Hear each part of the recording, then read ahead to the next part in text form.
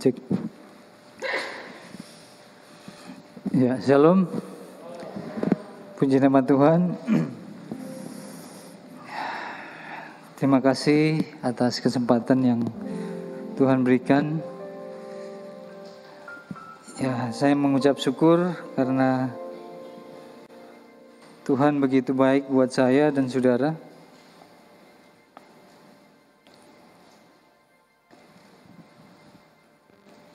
Oke, masih dengar ya?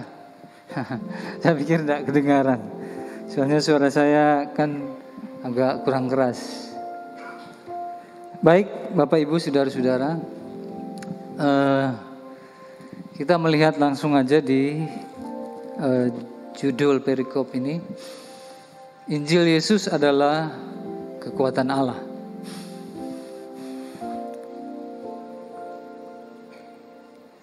Kita lihat dulu apa itu Injil. Injil adalah kabar sukacita atau kabar baik yang biasa diistilahkan di dalam Perjanjian Baru 4 kitab Injil. Tapi yang dimaksud ini lebih kepada kabar yang menceritakan tentang Yesus dan karyanya. Coba kita buka di dalam Roma 1 ayat 16.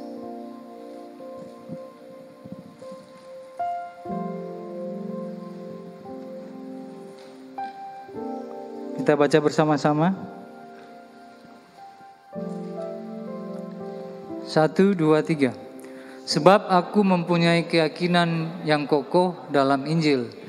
Karena Injil adalah kekuatan Allah yang menyelamatkan setiap orang yang percaya. Pertama-tama orang Yahudi, tapi juga orang Yunani. Amin. Puji nama Tuhan. Jadi Paulus ini benar-benar yakin bahwa Injil ini adalah kekuatan Allah, kuasa Allah yang menyelamatkan setiap orang yang percaya. Bahasa lain dia bilang dia tidak malu mengakui Injil sebagai kekuatannya. Menyelamatkan setiap orang percaya di sini maksudnya setiap pribadi. Jadi setiap orang percaya ini merupakan suatu undangan kepada kita. Ya. Orang percaya, setiap pribadi kita, apapun suku latar belakang kita, manusia di bumi ini membutuhkan Injil Tuhan Yesus Kristus.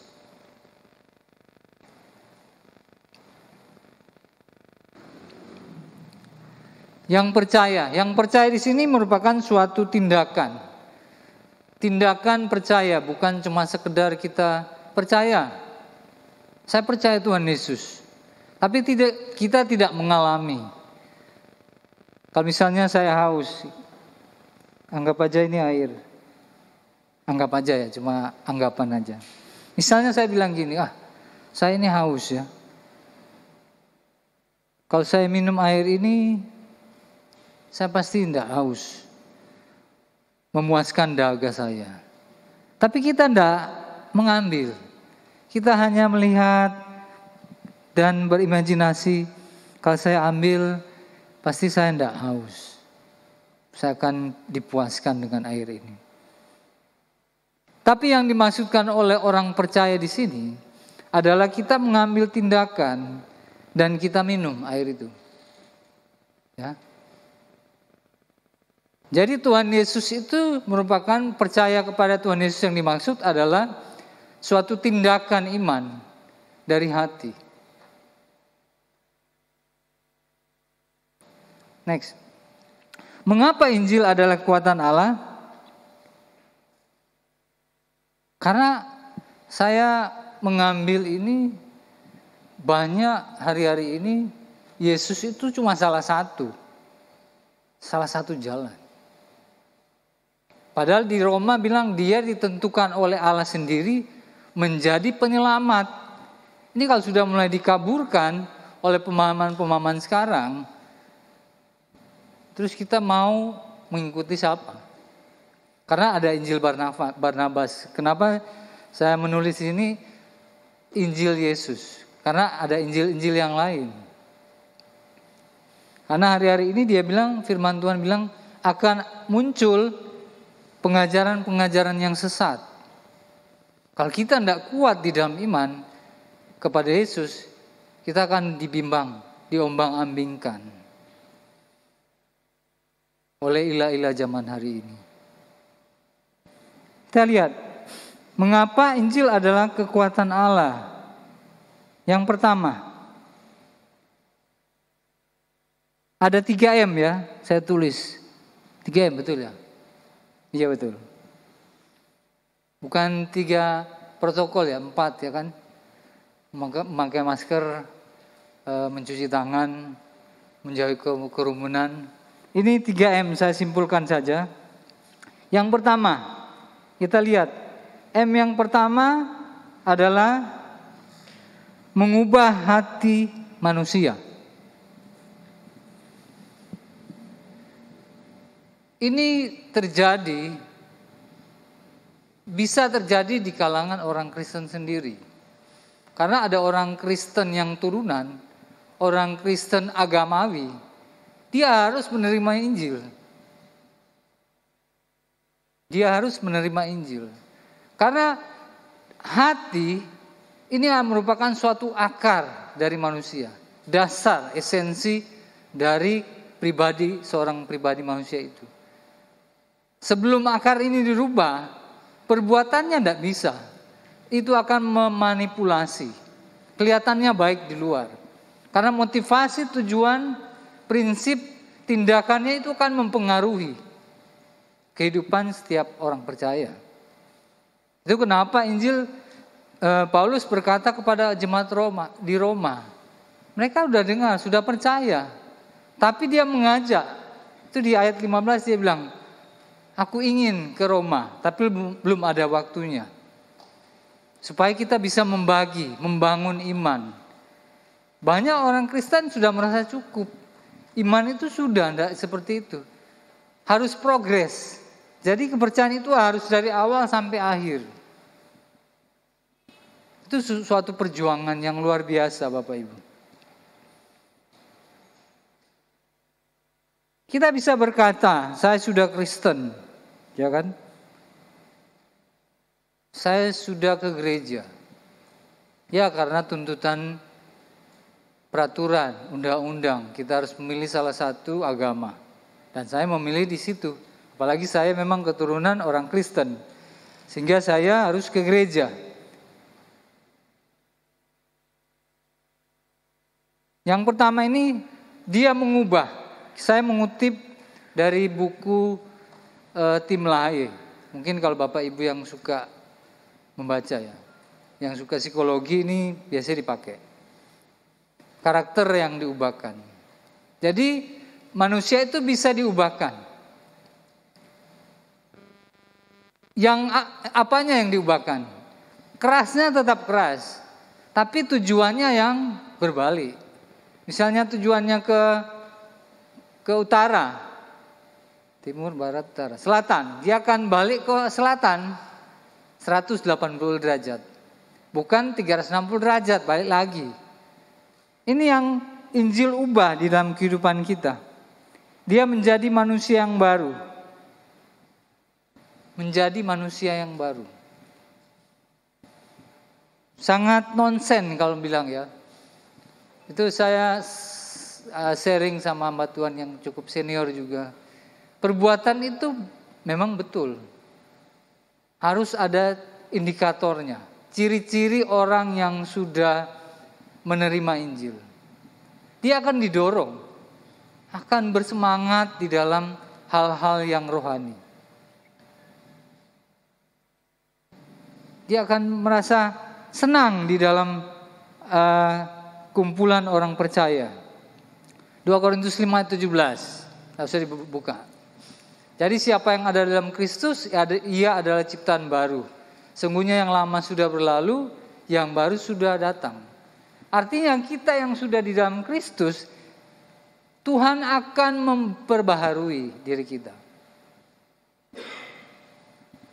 Coba kita lanjut aja dulu. Saya ingin kasih lihat, ini kan ada hati yang lama atau karakter yang lama menjadi karakter yang baru. Ini agak gamblang. Next. Terus. Lanjut, yang slide berikut. Terus. Nah ini, di mana posisi kita? Ini ada saya berotoritas, saya bertahta atau berotoritas. Jadi dalam kehidupan kita, manusia duniawi ini yang berotoritas di hatinya adalah saya, aku. Tuhan Yesus di luar. Sehingga keinginan, tujuan hidup, cita-cita, bahkan hobi itu dipengaruhi oleh saya sendiri. Sehingga dihasilkan kecewa, frustasi dan lain sebagainya. Tetapi yang sudah menerima Kristus, ya, dan Kristus Yesus berotoritas di dalam hatinya, saya turun tahta. Kita lihat di situ. Dan berserah kepada Kristus. Dia selalu bertanya kepada Tuhan.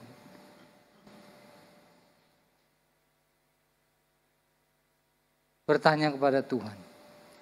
Hidupnya mengarah kepada Tuhan. Hobinya mengarah kepada Tuhan.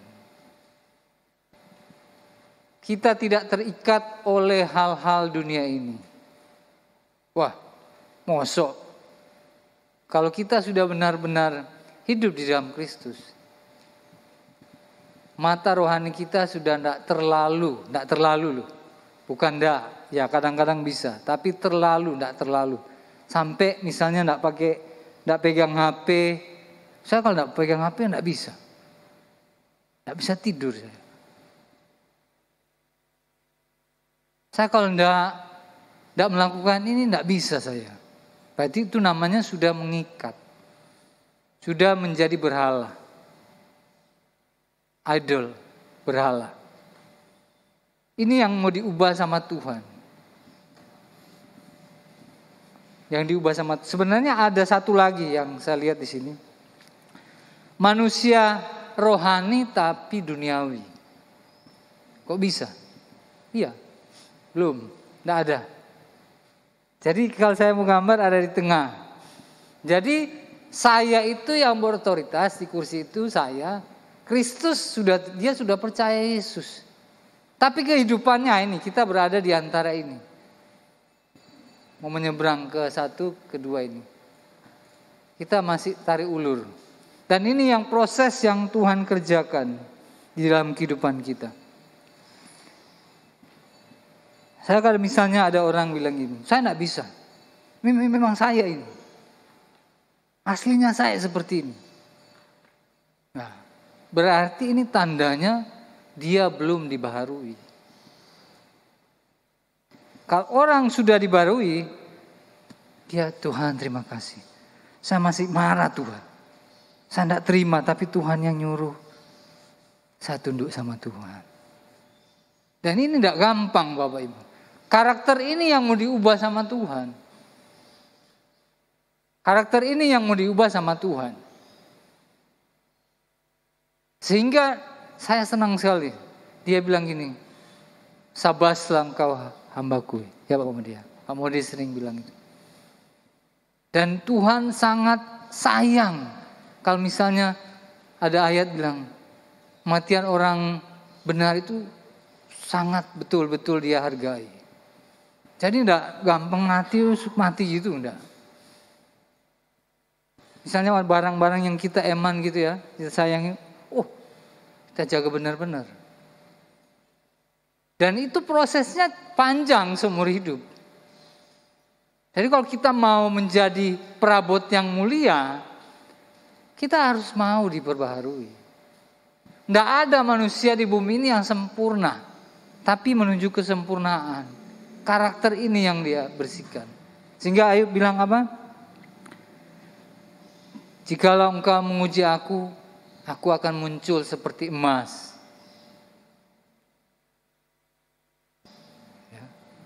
Dan iblis sudah kaburkan ini. Kita lebih kepada hal-hal yang lahiriah. Tapi nilai-nilai kekal, kejujuran, ya, hal-hal yang baik, prinsip hidup kita mulai abaikan. Di dalam pekerjaan, di dalam studi kita, pelajaran, kita mungkin lebih mengutamakan hasil. Pokoknya harus dapat 9, 8. Pokoknya hasil baik. Bagaimanapun caranya, mau haram kek, mau halal, sikat saja Pak Ferry. Pokoknya gimana caranya itu loh. Yang penting di ACC. Bagaimana caranya loh. Wah ini sudah ngawur. Pokoknya, nah ini. Mau benar mau tidak benar, sikat. Tapi inilah yang terjadi di dunia saat ini. Itulah yang membuat manusia frustasi. Ikuti aja seperti yang Tuhan mau. Perbaharui. Injil ini memperbaharui setiap kita. Terus yang kedua.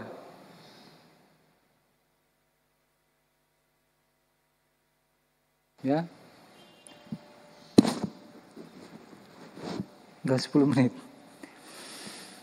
Memperbaharui hubungan Allah dengan manusia. Jadi kehidupan kita semakin bergairah. Semakin senang di hadirat Tuhan. Saya di kantor, saya buat password setiap komputer Yesus 77. Oh, saya sudah bilang. Ada Yesusnya. Teman saya bilang, "Oh, jangan Yesus, Yesus terus saya." Oh, berarti kamu tidak suka sama Tuhan Yesus. Oh, bukan. Kok terlalu gitu. Mungkin risih mungkin.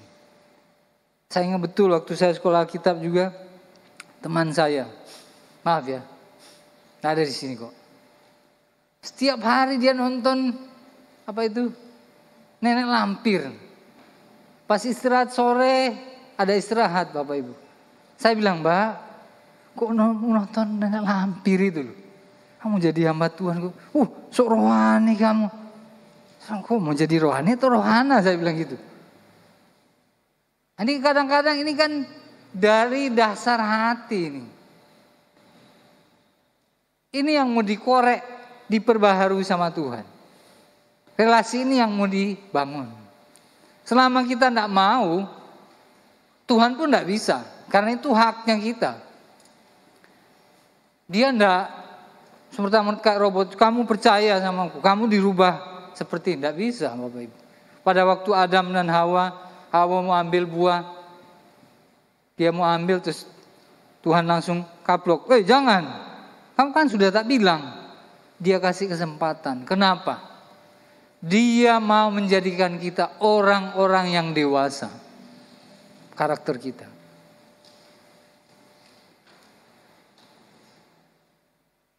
Dan ini tidak gampang. Ini suatu perjuangan selama kita hidup.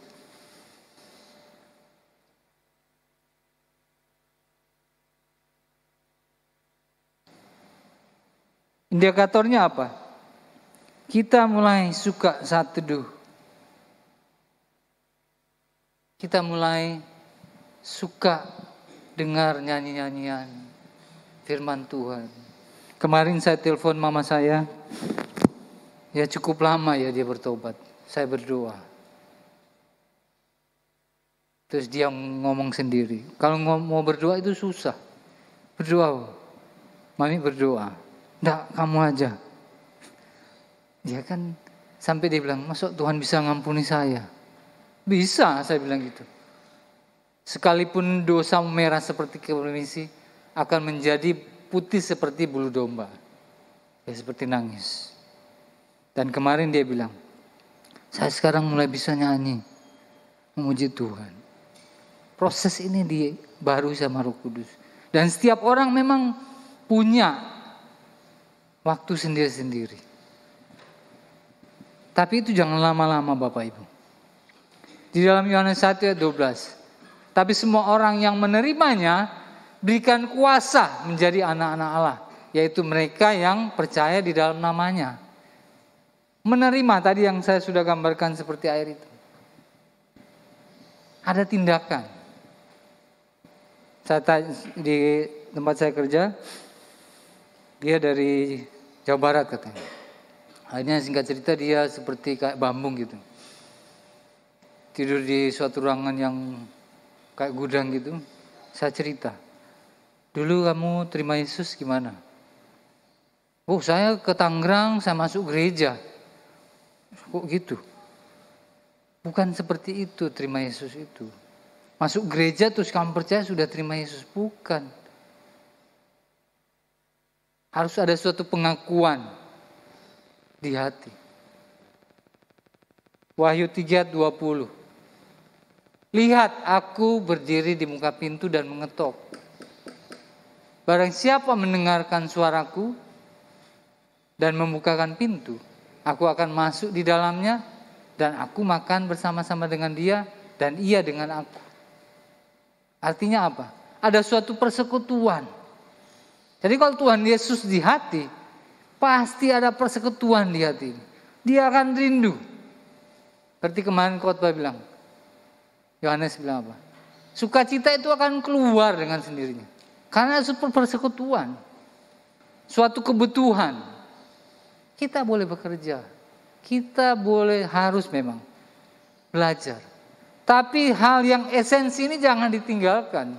Karena semakin kita menjauh dari itu, kita semakin stres. Karena kita manusia rohaniawan. Rohani. Tubuh, jiwa, roh. Roh ini harus dikasih makan. Kalau tidak dia mati lama-lama. Kita butuh Tuhan. Ada waktu kita cepat aja. Oh ya tadi. Gambar berikut. Yang ketiga ya. Sudah mau habis kayaknya. Yang ketiga terakhir. Mendorong kita untuk memberitakan Injil. Ya. Pergilah, jadikanlah semua bangsa muridku. Dan baptislah mereka dalam nama Bapa, Anak, dan Roh Kudus. Dan ajarlah mereka melakukan apa segala yang kuperintahkan kepadamu. Seperti itulah. Saya tidak terlalu hafal. Jadi ini yang menjadi tekanan Bapak Ibu. Saya ada Kak Budi. Waktu saya cerita tentang baptisan, ada anak kamu dia bilang, Kak, saya kan sudah 5 kali baptis. Apakah saya mau dibaptis lagi? Mana aja kamu, saya bilang gitu. Berarti dia merasa saya ini belum kudus mungkin. Belum bersih.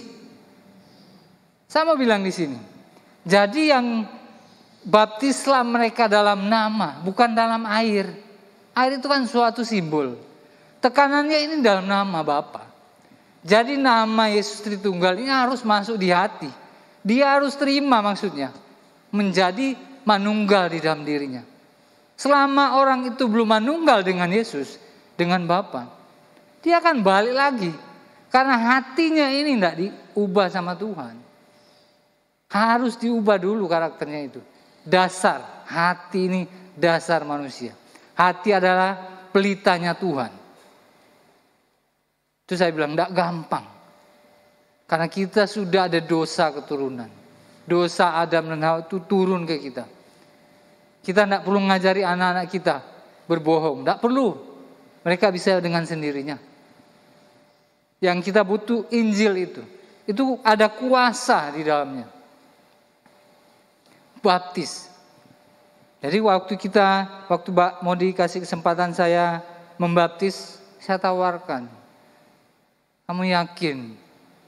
Misalnya orang mau menikah kan, itu kan bisa dianalogikan seperti itu. Mau menikah, kamu siap enggak menerima si B ini apa adanya? Dalam keadaan senang, ya. Susah, mikir-mikir. Enggak bisa gitu Bapak Ibu. Mengikuti Yesus itu susah senang, kita terima. Itu kita harus kasih tahu konsekuensi. Jadi kita harus kasih pemahaman tentang Yesus ini ke orang-orang sebelum dibaptis. Jangan lagi, balik lagi. Belum yakin, belum mantap. Banyak yang mualaf. Karena tidak mantap di hati. Dibolak-balik, apalagi artis. Artis itu kan pindah sini, balik lagi, tidak jelas.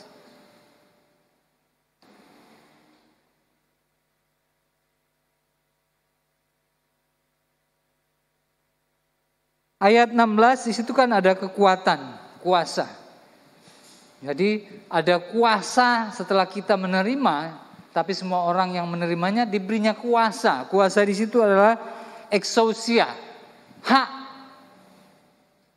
Bukan cuma kuasa untuk melakukan mujizat, kita juga bisa berseru. Kalau kita misalnya susah, kita bisa, Tuhan tolong saya. Bisa, karena Dia adalah Bapa yang hidup.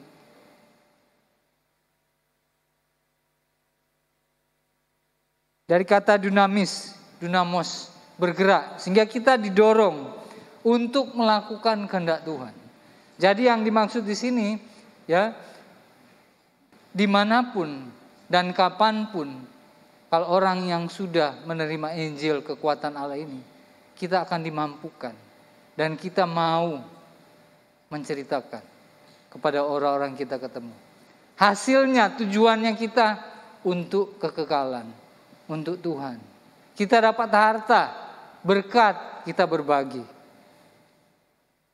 dengan orang lain di sekitar kita. Bukan hanya untuk diri kita sendiri. Untuk keluarga kita sendiri. Oke, karena waktu ini, jadi ada 3 M.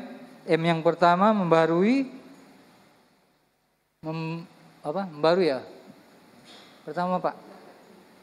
Mengubah hati manusia, memperbaiki relasi Allah dengan manusia, dan yang terakhir mendorong kita untuk menginjil, menyampaikan berita ini.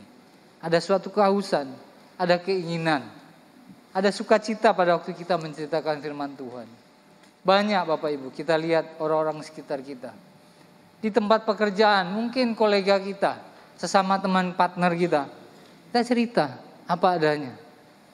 Jangan malu. Karena suatu saat, kalau di sorga Tuhan bilang, kamu malu ya. Kan Dia bilang apa? Kalau kamu malu mengakui aku di hadapan manusia, aku akan malu juga mengakui kamu di hadapan Bapa. Amin, puji nama Tuhan. Kita bangkit berdiri, kita angkat pujian Yesus yang termanis.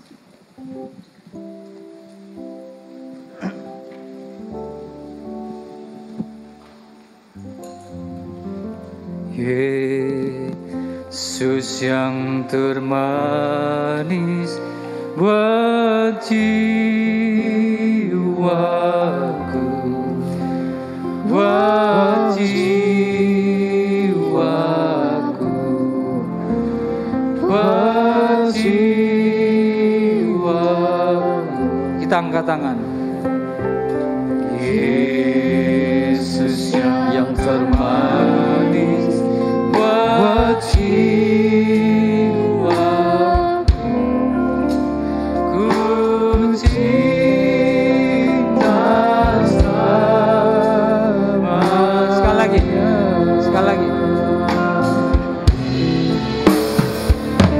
Yesus yang termanis buat jiwaku,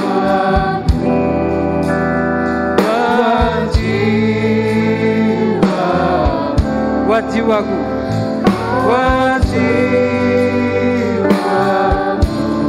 Yesus yang termanis buat jiwaku, ku cinta samanya. Biar musik saja. Mari Bapak Ibu, saya mohon doakan buat Bapak Ibu. Bapak Ibu bisa mengangkat tangan. Bapak Ibu yang belum yakin, belum percaya sungguh-sungguh di hati. Tuhan berkata, marilah kepadaku semua yang letih lesu dan berbeban berat. Aku akan memberikan kelegaan kepadamu. Karena Yesus adalah lemah lembut dan rendah hati. Ambil tindakan, karena pesan ini mendesak dan penting. Mungkin sudah tidak ada waktu buat kita untuk melakukan tindakan ini. Sekaranglah waktunya.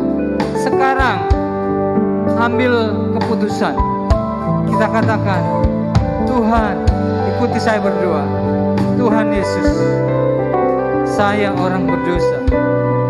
Saya mau menerima Engkau sebagai Tuhan dan Juru Selamat saya secara pribadi. Bilang, saya namanya Ferry. Saya mau menerima Engkau, Tuhan. Masuklah di dalam hati saya dan tinggal, berotoritaslah, sehingga kehidupan saya menyenangkan Tuhan, berkenan di hadapan Tuhan. Terima kasih Bapak, terima kasih. Sekali lagi, waktu dan tempat kami persilakan.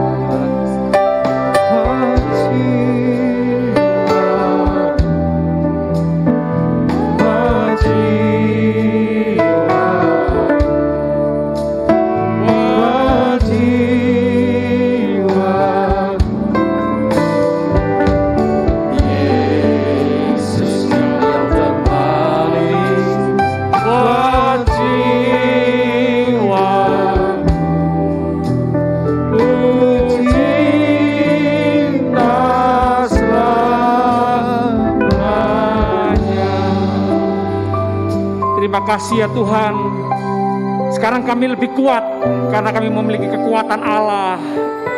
Injil Kerajaan Surga, Injil Tuhan Yesus Kristus yang membereskan, yang sudah mengalahkan maut, yang sudah menyelesaikan masalah terbesar kami, yaitu dosa.